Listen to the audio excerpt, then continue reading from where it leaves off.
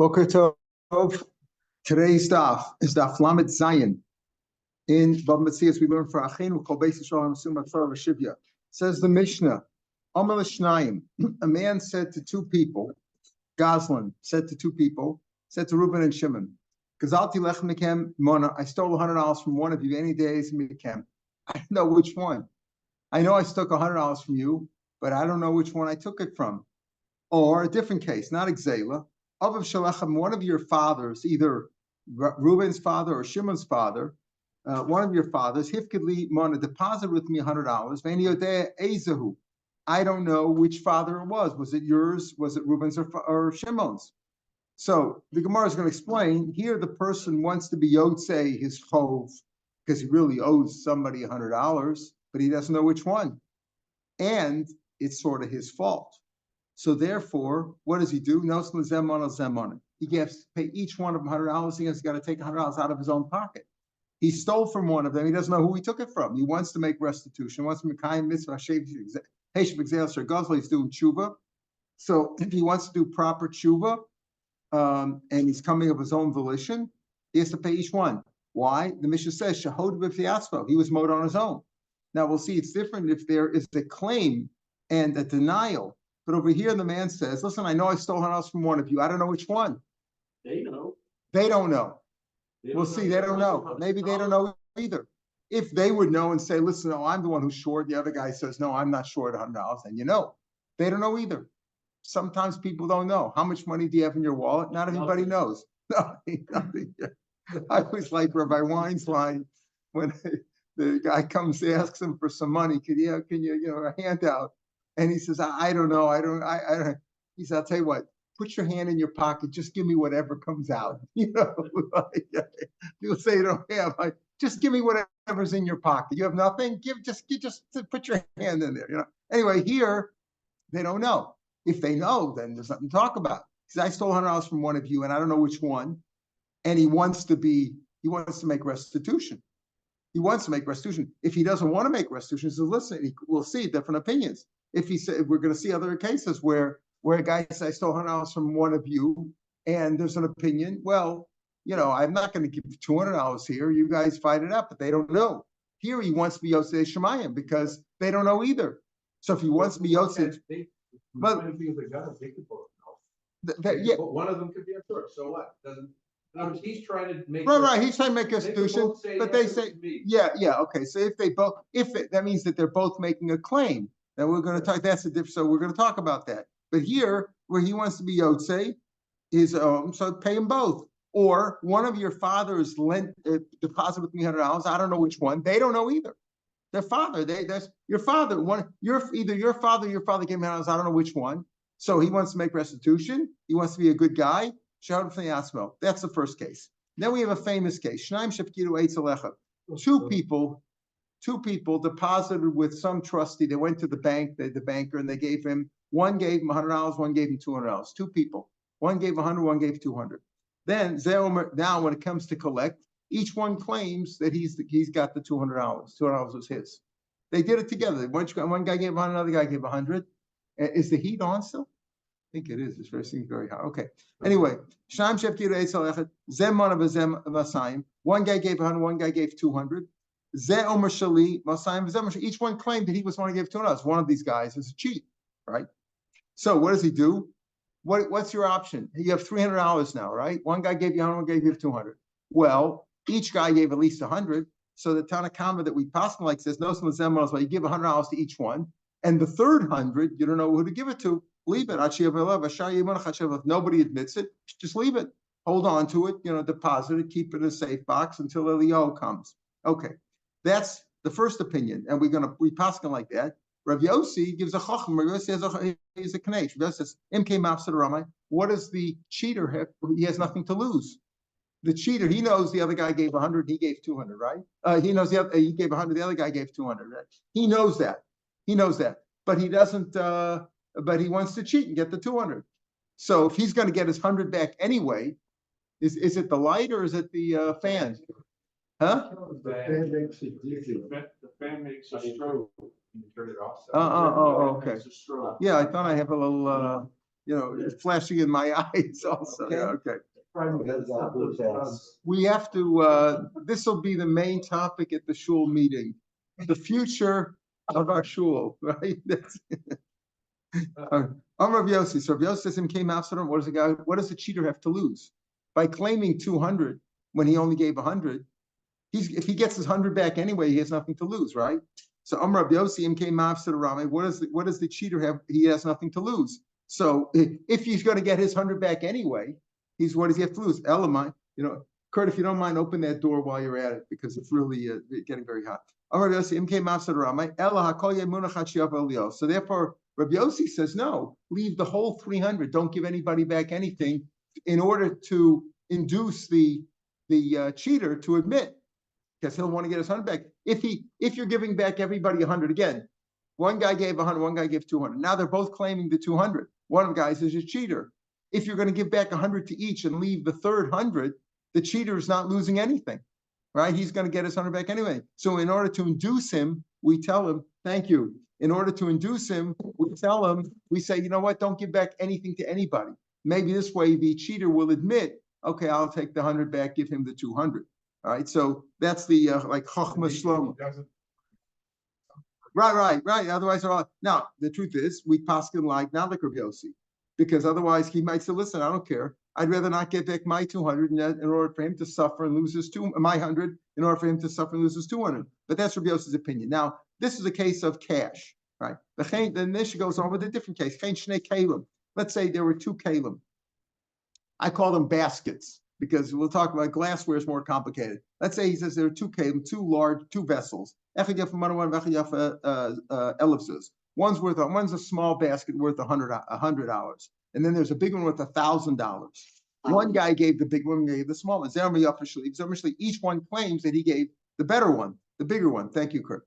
No saying as a lechem man. Okay, so Tana comes to give the smaller one to one of them. When we talk about no saying to make cotton, you can reduce the bigger one to a smaller one. Now Rashi says you break it. So obviously we're not talking about a case where glassware or something that if you break goes from 1,000 to 0. It's worth nothing after you break it. We're talking about something that could be diminished in size and still has value, although it's going to lose value.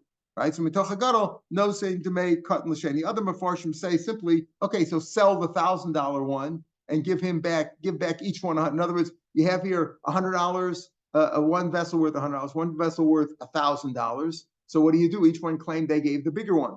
So you give one vessel back to one of them, and the $1,000 one simply, if you don't look like Rashi, but it's the same idea. Sell the $1,000 one for $1,000 and give back $100 to the other guy, and the $900 hold on to until Leo comes. When we talk about the value of the smaller one, the $100 you get, so each guy gets $100 back effectively. Leave the rest until Leo comes. Rav Yossi, that's the same thing. Came after Rami. What does the cheater have to lose? Let him say, I'm going to get I gave you the bigger one. He's going to get the small one anyway that he gave. So Rabbi Yossi says, no, you leave the whole thing to induce him to admit it, but he may not admit it. So the Tanakam, we pass on the Tanakam, you give the smaller one. But we have several cases in the Mishnah, though. The first case was, I stole $100 from one of you. I don't know which one. You don't know either. Nobody knows.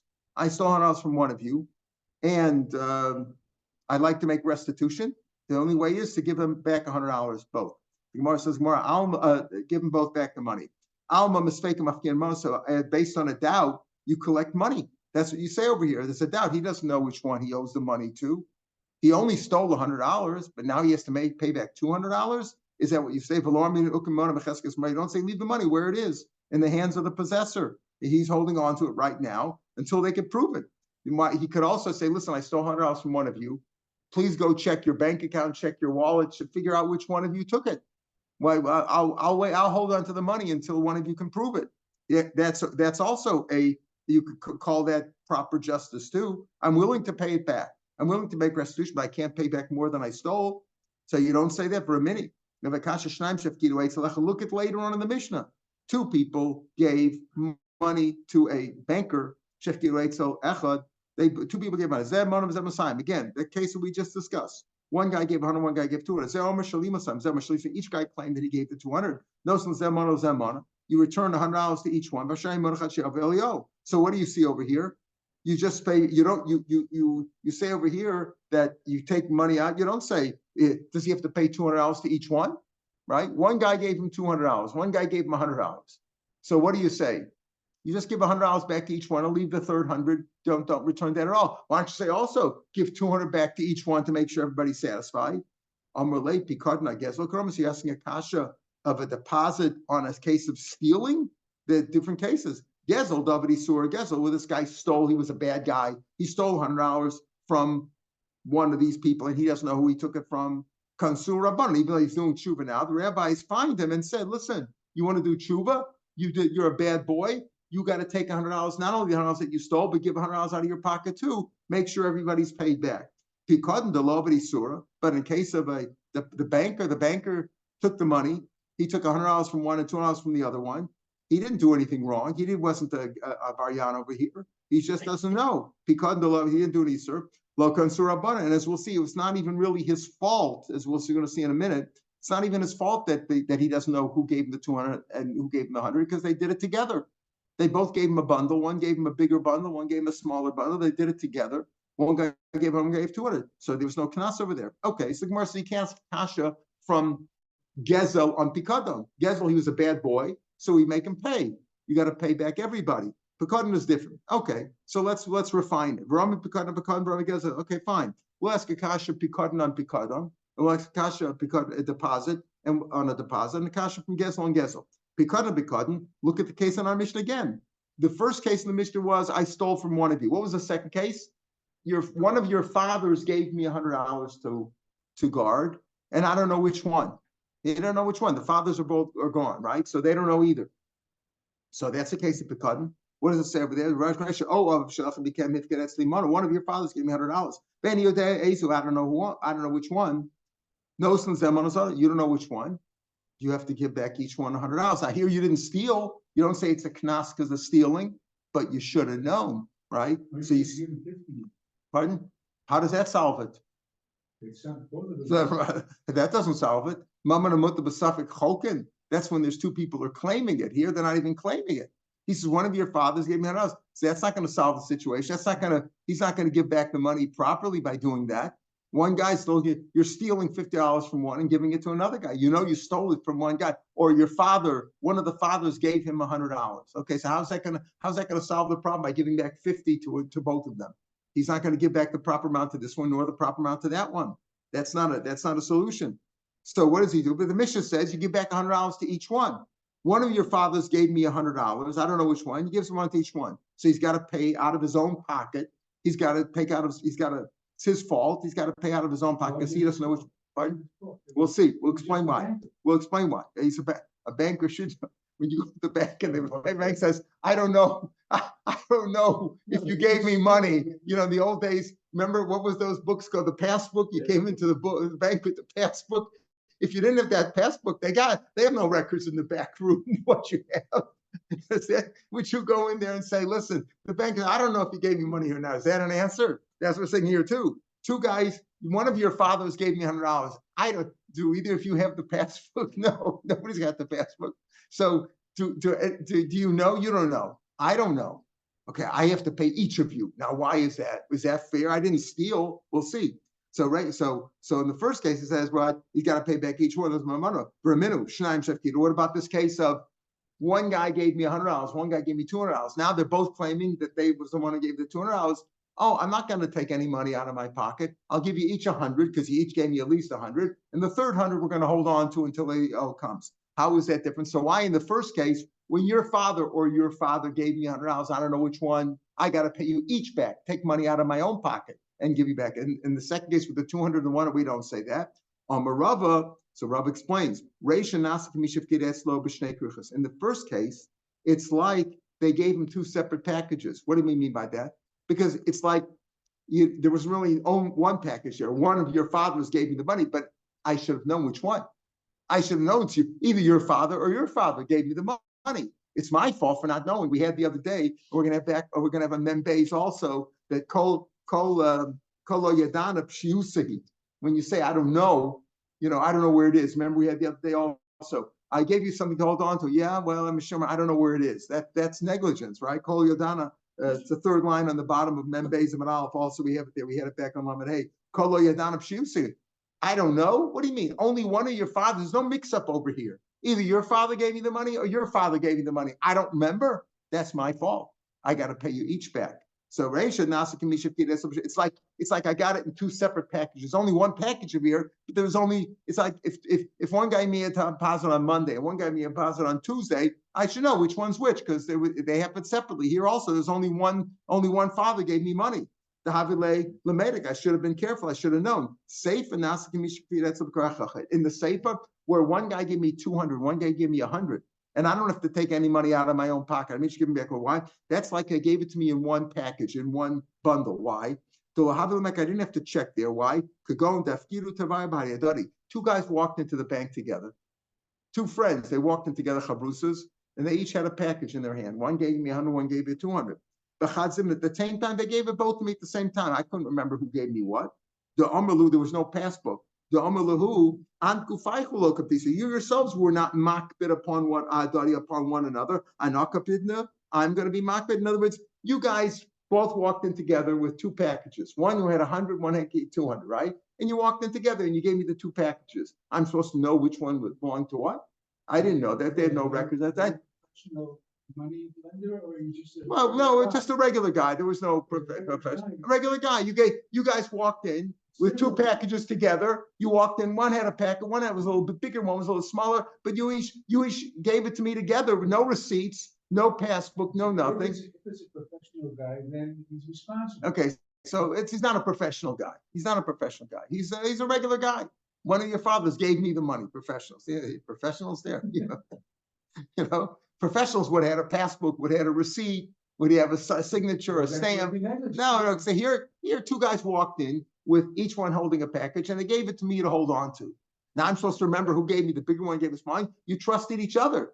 You didn't walk in separately and say, "Listen, I'm giving you this package," and then later on the other guy gave me the other package. That's the difference between two cases. In both cases, it was a pikadon. But in the case where it was either your father or your father, I should have known which father it was. I should have realized, I should remember. Only one person gave it to me. Here, two people walked in together, and that's the difference in two cases. That's in the cases where I pikad. Rami gezel a gezel. Now we're going to discuss on gezel. Remember, the first the first case in the Mishnah. I told two guys, listen, I stole from one of you lechem mikem. Mon, I stole $100 from one of you. Any days, I don't know which one. Oh, of shachem mikem hifked, or this goes, or one of your fathers gave me $100 days. You got to pay each one. I have to pay each one. Right, in a case where it's Gazel for a minute. Gazel, listen to this case. We had this case, but it's really a case in Yavamas. There's two shitas here. Gazel echad michamesha. A man stole from one of 5 people $100. He doesn't know which one. Zeh omer osi gazel. They're each claiming. You see, not like in our Mishnah where each guy says, I don't know. He stole $100 from one of them. There are 5 people, and everyone claims it was me. It was me. What do you do in a case like that? I know I only stole $100. They're each claiming that it was from them. Now we're going to see as a machlokas about that. We don't pass on Rav Tarfon. Rav Tarfon shita is that what are you supposed to do? Pay them all back? Okay, Rav Tarfon says no. Leave the money there. Doesn't mean fight. Gemara says, what do you mean? Leave the money there and have them fight over it? Doesn't mean that, but he means he leaves the money, he doesn't pay back any of them. Alma, misfeka lo mafkina. So you don't care money. In our Mishnah, we said, again, talking about gezel and gezel. In the first case, I stole from one of you 2, and I don't know which one. I got to pay each back. Rav Tarfon says over there, if I stole from one of 5 and each one claims it was him, I don't have to pay back. I don't have to pay back. We don't collect money. You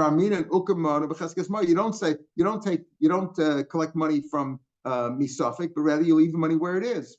Okay, so the Gemara says, wait a minute. Now, I want to tell you outside of the Gemara, Rabbi Kiva argues over there. We pass on. Rabbi Kiva says that's not his way to do tshuva. You know, you stole from one of the 5. Each one of the 5 says it was him.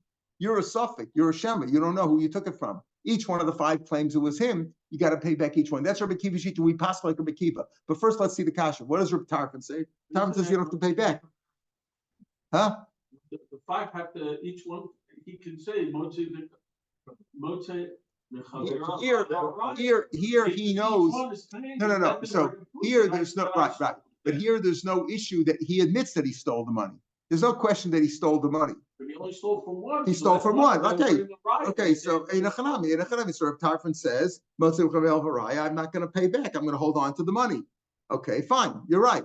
He can't prove it in court. In court, he wouldn't have to, but it's not a way. If he wants to do tshuva, he can't do tshuva this way, right? He can't do tshuva. He can't really. But you're right. Most of Mechavel Varaya, Rav Tarfon says, you can't prove it. I'm not going to pay back either one. We said before, and we're going to explain it in a second. Our Mishnah says, I don't know which one I took it from, and I motor myself, and I want to pay back. Rav Tarfon says over there, you don't have to. So we have a kasha from Rav Tarfon. This is over there. When I stole from 1 to 5, I don't have to pay them back. And our Mishnah says you have them back. How do we know Rav Tarfon is the author of our Mishnah? Maybe there's a machlokas. Our Mishnah goes like Rabbi Kiva, and that's Rav Tarfon. How do we know? The Tani Allah Dahi, because over there, the Gemara in Yavamas over there says, motor Rav Tarfon. Rav Tarfon's motor, but almost Shnaim Gazalti Lechem. He's motor in our Mishnah, like in case in our Mishnah, where he tells two people, I stole from one of you, Mana, I don't know which one. So what's in Rav Tarfon himself? Seems to be a Sion of Tarfon. Our Mishnah says, I stole from one of two of you, I don't know which one, I got to pay back each one. And Rav Tarfon says over there, I stole from one of you five, and each one is claiming it's his. You don't have to pay him back. Yeah, it says Hasam the Katavile over there, they are claiming from him. Hasam the Katavile, Hachabal Shemayim. And here's the point: is this? In our Mishnah, he really doesn't have to pay back. I only stole $100. I stole from one of two of you. Which one of you claiming it? They don't know either. So I want to be Yosef Shemayim. I pay back. I don't want to go. That I stole money from somebody, I didn't make restitution. So the only way is I have to take a loss and pay them each back. But over here, there it's a case of tfiyah. And like you say, you can't prove it, so I'm not paying anybody back. In our Mishnah it says, he's mon on his own. He wants to pay back Shemamina. So what are we saying over here? We're saying that when a person comes back, he says, I stole $100 from one of you. Now, in the case of the pikadon of one of your fathers gave me $100, and I don't know which one. There again, the Mishnah says, you want to be Yotzei, it's your fault. You should have paid back. You should have known who you stole it from, whose father gave it to you, or who you stole it from. You want to be Yotzei de Shemayim. You want to make sure that you're not guilty of anything after Allah from Esrim. So you got to pay back on your own. In the case Rav Tarfon's talking about, where I stole from one of you five, like you say, I don't have to pay back. They're claiming it. I don't know. I'm not going to pay each back. Okay, now we're going to analyze some more. Understand. In the case where I stole from one of five of you, and I don't know which one, and each one is claiming it was me. They're claiming from him. What is he saying? Each one says you stole money from me. They know. Each one says, I know you took my money. And what is he claiming? What is the defendant over here, the Gazlan? What is his claim? Right? What is he pleading? Rabbi Yehuda Amar Allah Shosek. He's quiet. Doesn't say anything. Rav Masna Amar Allah Tzavach. He is protesting. What's the machlokas here? Mandar Allah Tzavach. The one who says he's protesting. If he doesn't say anything, this guy says, I stole. You took my money. And the guy doesn't say anything. You'd have to pay it back. I have no claim. I have not. It's like that's a case of Bori V'Shema. I know you took from me. I'm pleading shite because I don't know. The other guy, the Ganav says, I don't know. You'd have to pay back. Mandar Allah Shosek. And one who says, no, he's quiet. Shtika v'achalav. It's not hodah. Matziyamlik, it says, listen, hi, the Shidi is quiet. The Chol Chad B'Chad Amina Dil Mahayu. I know I stole from one of you five. When each one says it was me that you stole from, the reason I was quiet is because I don't know. Maybe you are the person I stole from. I don't know for sure, but I know I only took from one of you, so I'm not going to pay you all back. Okay, that's Reb Tarfon Shita when there's a claim and a counterclaim, and he doesn't want to be Yotzei de Shemayim. Rabbi Kiva will argue, as we'll see. Amar Mar, let's understand something though. What does Reb Tarfon say? Reb Tarfon says, I stole $100. I have the $100 here in my hand. And I took from one of you. I don't know which one. Each one says it was me. What do? If Tarfon says, I'm not going to pay back all five. I'll leave the money. What do you mean leave the money? Leave the money on the floor and let them fight it out? They're all going to take it. They'll all fight over it. They're all going to, anyone could take it. And that's not returning the money. We had before Marav called Suffolk Inuach. Remember, you find something without a simon, but it's in a particular spot. Maybe it's in a cubby or it's in a partially secluded spot where somebody could have left it there on purpose. He says, I'll hide it over here. What do? It's a suffix if he left there not. You shouldn't take it because maybe the man has no simon other than the place. And if you take it, what are you going to do now? What are you going to do now? Give it back the person who claims it, you shouldn't take it. Don't give it back to anybody. Why? Because maybe the guy whoever's claiming it has no siman on it, and maybe you're going to give it back to the wrong guy. And what you should do is hold on to it until the real owner, once you picked it up. Remember, if you picked it up and you put it right back, that's okay. But let's say you picked it up. It's something you found something and they had no siman. Like we said, I gave an example. Let's say you have a sitter that doesn't have a name on it, and somebody left it in a cubby, and they know it's going to be there, so they're going to come back next Shabbos and get it. The people here usually just come back on Shabbos. So, right? So you're going to come back now. Now you picked it up and you took it out, and when he come, and let's say you hold on to it for a while, they'll give up because their only siman is that place. So how are you going to return it? Maybe the person came to look for it, wasn't there, and he gave up. So you shouldn't give it back. So here, that's a suffix hinuach, and certainly a vada hinuach. Over here, when you stole it from somebody, you definitely took it from somebody. How could you just give it back to anybody? You can't just give it back to all five of them. You know you only took it from one. It doesn't really mean that he puts it down and says, okay, you guys fight it out. It means he leaves it in front of the court. He says, look, I don't know what to do. I only took $100. I'm not going to pay back $500.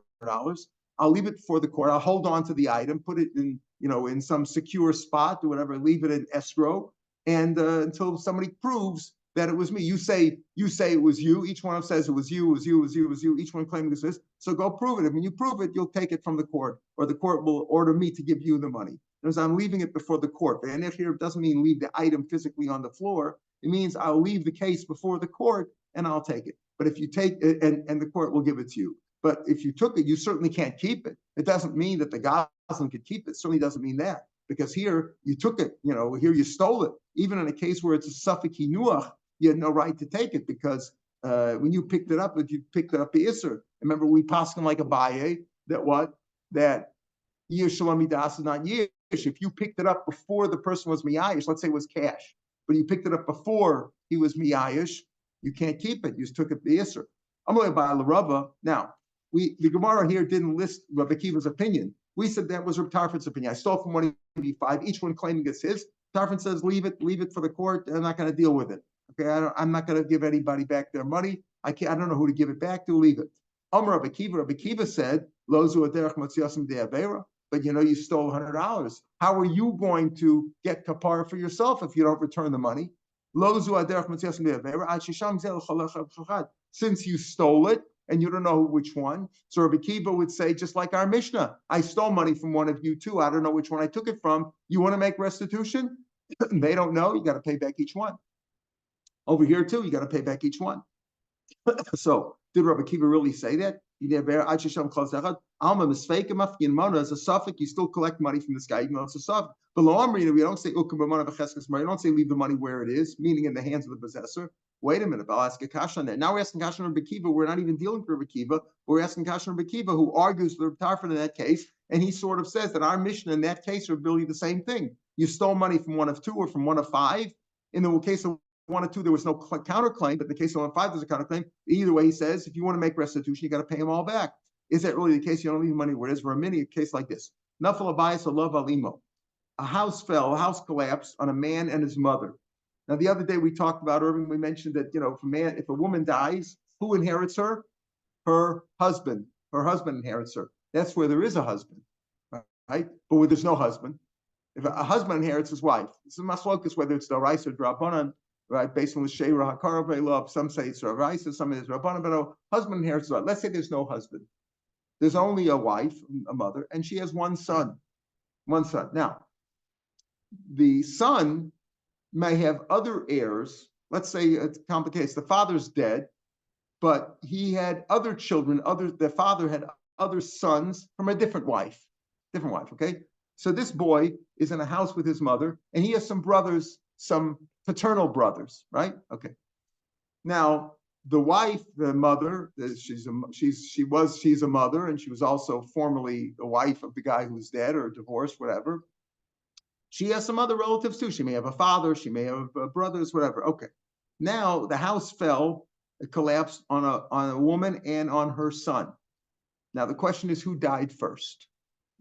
Listen carefully. If the mother died first, right? So the son inherited her. Why? Because she had no husband. So her son inherited her. This is her only son. The son inherited her. Okay, if the son inherited her, and then he died a minute later, a second later, who inherits him? His brothers from his father's side, right? Of course, that's what they claim, right? The brothers of the son from his father claim that he died last. We get the inheritance. The mother's family, who's that? Let's say her father. Let's say her father's still alive, or she has brothers, whatever. Claim who died first? The son. And therefore, when she died, she left no husband, no children. So they get the inheritance. We don't know. There's no way to know.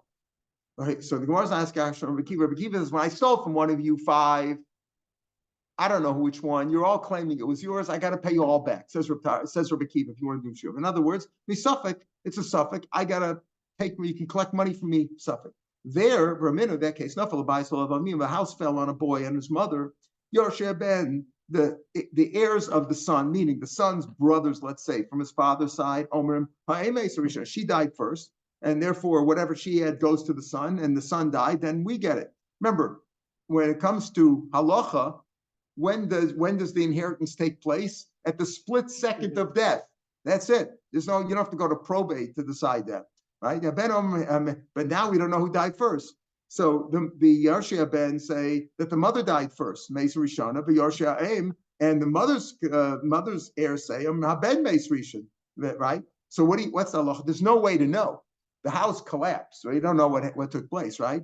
Elu ve'elu modem. This is Rabbi Kiva. This is the Bisham Beisan B'Hiller Moda. Sheachloku, you split it because there's no way to know what to do. So you split the inheritance, right? The Amar Rabbi Kiva. Even though I hold like B'Shamai in general, this is here on Moda that you leave the Nechasim where there's Machlokas over there. Where do the Nechasim stay? Who's the Chazak? Is the Chazak of the mother, the Chazak of the son? But over here you say you don't split it. So what do you see over here? You leave things where they are.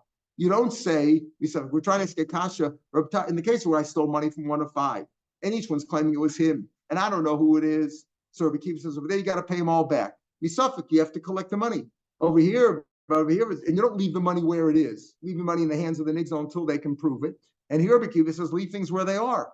Amalei, whether you're comparing these two cases, Amalei, so Rav answered Abaya, Hasam Shema V'Shema, right? In the case that you just outlined, where a house collapsed on a mother and a son, you have no way to know who died first. So who are the claimants? The claimants are the mother's family and the boy's family, right? The boy's heirs. There's no way to know. They're both Shema V'Shema. Nobody can claim for sure. They're Shema V'Shema. So there you say, leave things where they are. But Gazal Echad B'Chamisha, Bari V'Shema. There it's Bari V'Shema. The Gazlan doesn't know who he took it from, but each one of the claimants, the 5 people, they say, for sure, I know you took the money from me. He doesn't know who he took it from. Doesn't know who he took it from. Yeah, but he doesn't know who he took it from, right? Right, but he's a Shema because he doesn't know who to return it to. He doesn't know he doesn't know who the money belongs to. Each one of the claimants says, I know you took it from me. Their claim, I know it was you. One of them, most of them are lying, presumably, right? But each one says, I know you took it from me, and he doesn't know. I say, I don't know if I took it from you or not. In other words, each one of the claimants saying you stole it from me, and the other guy says, I don't know if I took it from you. So he's a Shema. Yeah, but he knows he took money, but he doesn't know who he took it from. That's a Shema. And therefore, so in that case, we say, Bari B'Shema, Bari Yada. He's sure, that guy is sure that I took $100 from him. I'm not sure, I got to pay him back. And that's the case in all 5. What about our Mishnah? Our Mishnah here, the Omar Shan Gazati, I stole from one of you, Lechem Mikem. Mana, I stole $100 from one of you. That's also Shema B'Shema. That's also, he's not sure. Victani knows Zemana. And you say you pay each one. So how does that Mishnah? Over here it's a Shema B'Shema. You say when it's Shema B'Shema, leave things where they are. Only where it's Bari B'Shema, I got to pay back, even though it's a suffix, I don't know who to pay back. But our Mishnah is Shema B'Shema. There you say you have to pay back. How do you know our Mishnah is Rabbi Kiva? The Tani Allah Dahi, because we just said over there in the case of Rav Tarfon and Rav Yamamas, Moda Rav Tarfon's Moda. Remember Rav Tarfon said that you don't pay each one back out of the 5, but he's Moda, but the Shem Gazalti, Lechem Mikem Mana, any of the days that he's moted in a case like that he wants to make restitution, you pay him each back. Now, who is Rav Tarfon moted to? Laman Moda, Lav Rabbi Kiva, Bar Pluti is moted to Rabbi Kiva, who he argues with in Yavamas. He's arguing over there, so he's saying, I'm moted to Rabbi Kiva in the case where I stole from one of you. Umimai de Shema V'Shemu. How do we know that our case is Shema V'Shema? Remember at the beginning of the Shiur today, you asked me, how do I know maybe one of the two people, I said, I stole from one of you two, and you don't know which one. And maybe each one of you is claiming, no, check which one, check your pockets, see who I took it from. They're both Shema Shema. How do I know that's Shema Shema? So nobody's claiming. We didn't say that one of them is claiming from him. Rav Shapiro and a Brisa who explains the same case. He says, he says specifically in outlining the same case, he said, each one says, I don't know. The Goslin says, I know I took $100 from one of you. I pickpocketed one of you two, and each one of you, you don't know what was in your pocket. You don't know if you took it out. Right? So what do we say over there? So now we're asking if Rabbi Akiva holds, where it's Shema b'Shema, you leave things the way they are, right? In the case of the one of the five, each one's making a claim. So there you pay back each one. Rabbi Akiva says, Lo zu aderach. That's not a derech matzis. That's not a way to take you out of Aveira. Pay them each back. But in the case, right, you pay them each back. What's the difference over there? Because there's Bari B'Shema. As a case of the place where the house fell on them, they're Shema B'Shema. Nobody knows anything. But in the case of the one of the five, it's Bari B'Shema. But in our Mishnah, it's Shema B'Shema. So it's Shema B'Shema. So why if they're both Shema B'Shema, nobody knows. He doesn't know who he took it from. They don't know if he took it from them. Nobody knows anything. So why don't you just leave the money where it is, just like you do in the case of the mother and the son and the collapsing house. So Hokimna, right? So Tanur is over there. Hokimna, but Bubble it says Shemayim. You're right. And our Mishnah is talking about you say Shemayim. In our Mishnah, it's Shema B'Shema. But in the case of the house collapsing, each one's making a claim. What are you going to do? What are you going to do? No one has a claim against another one. No one's saying it's I took something from you. Here, the Goslin says, listen, I took from one of you. He's a Shema, they're a Shema. He doesn't, neither one of them knows if he is making a claim that he took money from them, and they don't know, and he doesn't know who he took money from. So there we say, you want to be Yosef Shemaim, you got to pay them all back. So in both cases, Rabbi Akiva would say he has to pay back everybody, right? Both in the case of our Mishnah, where I took from one of you two, I want to be Yosef Shemaim. In the case of the taking one of the five, he's also saying effectively that's not going to take him out of True because they're the Bari B'Shema, you have to pay them all back. So even if it's Shema B'Shema, he would say, you want to be Yosef Shemaim, you should pay them all back. But in the case of one of the five, he says over there, it's not taking them out of the Aveira, you got to pay them all back. And there it's stronger because it's Bari B'Shema. Let's go back to the case of where it's like two krichas, meaning if I gave you money on Monday and somebody else gave you money on Tuesday, you should know who gave you money, who gave you what, right? It's like two separate cases, like where the case where it was no Goslin, but rather one of your fathers gave me money and I don't know which one. So it's only one of them did it. I should know who did it. It's my fault. So the Rav always say where it's like two separate packages. I should have been more careful. It's my fault. It's like I was two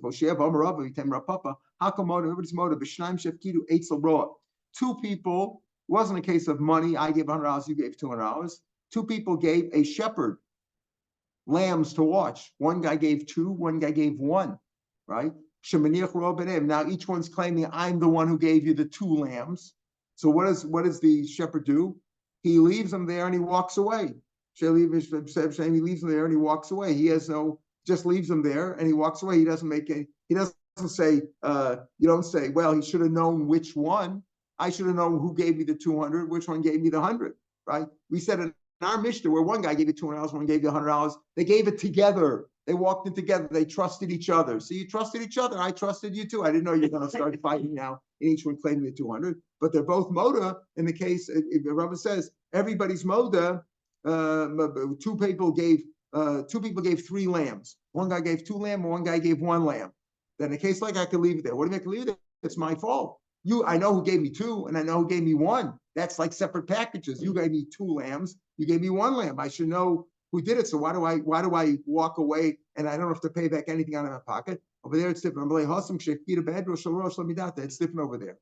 If you gave it to the shepherd, if one guy walked in with 2 lambs, one guy gave him 1 lamb, and now they're both claiming the 2 lambs, it's my fault. I should have known who gave me the 2.